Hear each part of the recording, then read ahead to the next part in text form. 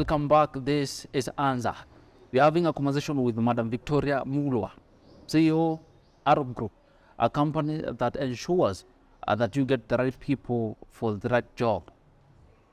Now, Madam, you did BCom.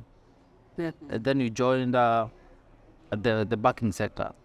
Then the security sector. What changed along the way? Immediately after graduation, I joined the bank. That time, it was very prestigious to work in the bank. We are talking of early 90s, 1991. And it was permanent and pensionable. But when the time came for me to leave in 2003, I did not see any reason why I should get employed again. And I think somehow the banking industry, what I was doing, prepared me for what I'm doing currently.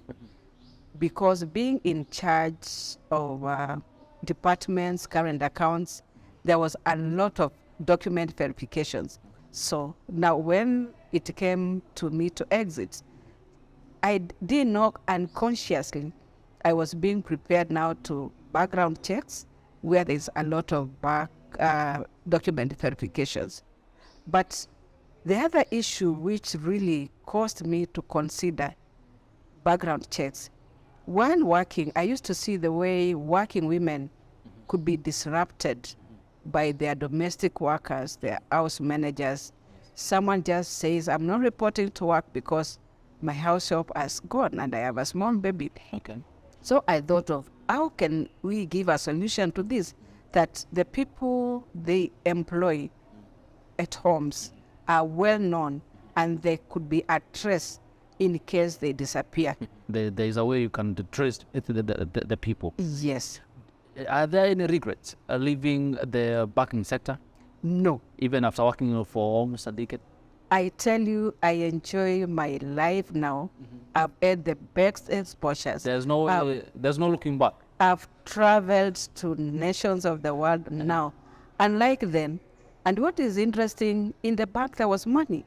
But I think I was so busy that I had no free time to think about myself or to think about other things. So I enjoy more now. But it laid the foundation, a very strong foundation, because it molded me to responsibility, to seriousness, to managerial positions, and to know how to manage people. And it also gave me the money, which I started now what I'm doing. You mentioned traveling.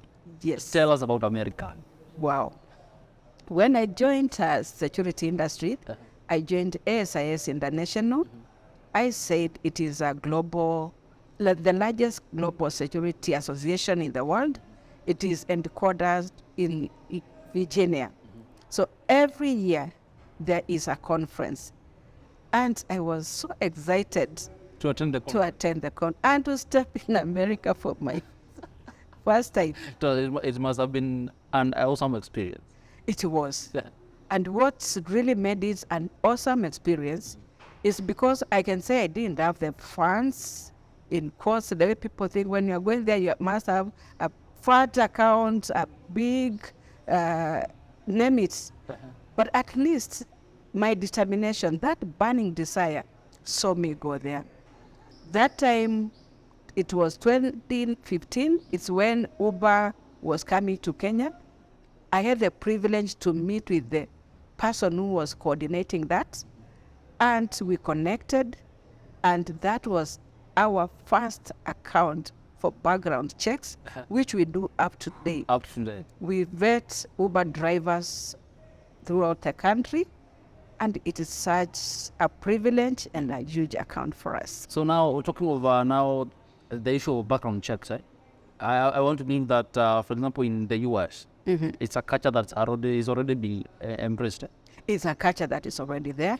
And being a member of not only ASIS, I'm also a member of a Professional Background Screeners Association, which is also headquartered in the US. It gives us the guidelines, it gives us the standards to follow. It cushions us on how to operate ethically. So at least I've also had the privilege to attend their conferences in the US. So it is so huge when we take it seriously and we connect and benchmark with other companies doing the same, who even give us the partnerships such that if I want to do works in other countries, in the US, in the UK, in any other country around the globe, India, we use members of the associations who have similar standards and who will do the work similarly as we would do it here. There are ladies out there who want to be like you, not necessarily be a CEO, but to be part of a company that focuses on security. What would you tell them? Because now you're saying that there are many, for example, women try to be selective when it comes to careers. Tell them about this industry and the opportunities that are there. Okay. Women in security, as I had earlier said, it is a venture where women have not ventured so highly, but I challenge women to get this into that space. How? You can't give what you don't have. So they have to have personal development.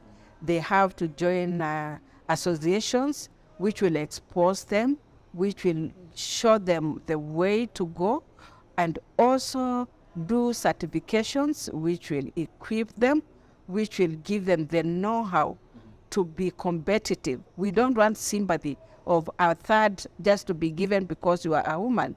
We want to compete equally.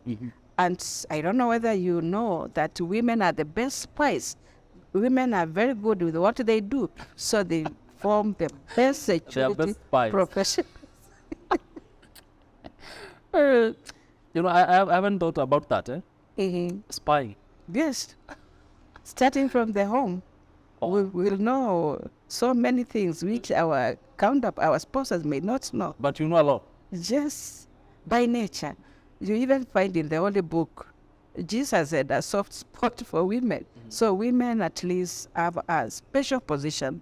And when they work together, they can do great exploits. That's why I am calling for every woman who aspires even to join the security, young, old, to just come up and be determined and we'll walk the journey together.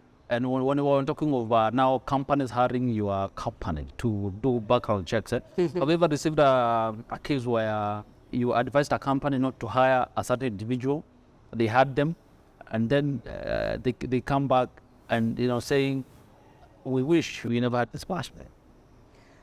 Yeah, what happens, as we give you the information, yes, we tell you so and so, forge the certificate, point plus, so and so. Yes, we am one very strong person who does not compromise. Yes, I never compromise at all. So we tell you this is the position.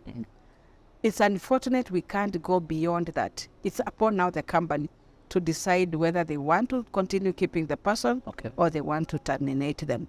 It is at their free will. But there are cases where they come and they're like, wow, this is not what we want. And immediately they terminate. And you see the beauty with this, even when we are doing the background checks, because of the data protection bill, we have the consent of the person that as you give out your documents, they are eligible for background checks. So when this one comes out, and it is the truthful, and I can assure you we have been 100% to the, I'm just grateful to God that we have never had a case where we say this is wrong, and the contra happened.